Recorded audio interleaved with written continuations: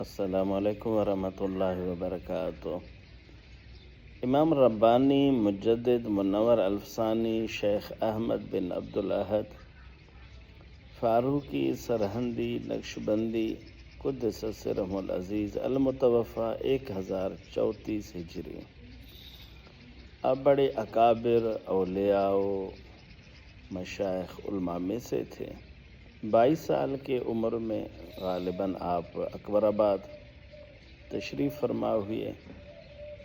وہاں جو اکبر بادشاہ کے جو اراکین تھے، وزراء تھے، وہاں پہ علماء کا جو رابطہ تھا، ان کے علم فضل کا حضرت کو علم ہوا، اب کو شوق پیدا ہوا۔ اب وہاں جب تشریف فرما ہوئے تو چند دنوں بعد آپ کے علم فضل اور مقام کا جب علماء خاص عوام کو پتہ چلا، آپ کی خدمت میں آپ سے سند حاصل کرنے کے لیے علماء مشائخ حاضر ہوتے رہے۔ آپ کا اتنا بڑا ایک علمی مقام تھا۔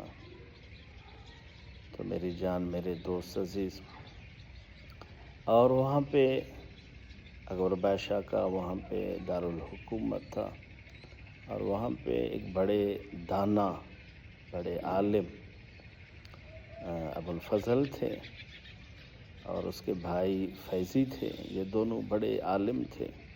ابوالفضل المتوفی کو قتل کیا گیا، المتوفی 1011 ہجری، فیضی کا المتوفی سن 1004 ہجری۔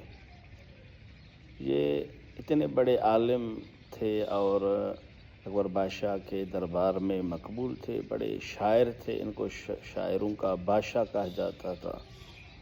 انہوں نے ایک تفسیر لکھی بے نقطہ، سوات الالہام، اس تفسیر کا نام ہے۔ 30 پاروں کی جو تفسیر لکھے، کہیں بھی انہوں نے نقطہ استعمال نہیں کیا، غیر منقوطہ تفسیر۔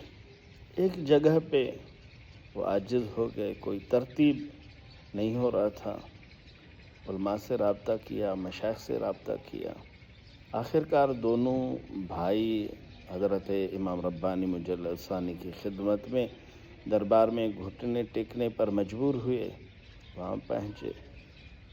حضرت نے کبھی تو ایسا بے نقطہ کوئی تحریر نہیں کیا تھا، لیکن ان کی درخواست پر حضور نے پورا ایک صفحہ بے نقطہ نہایت بلیغ فصیح طریقے سے تحریر کیا۔ سبحان اللہ!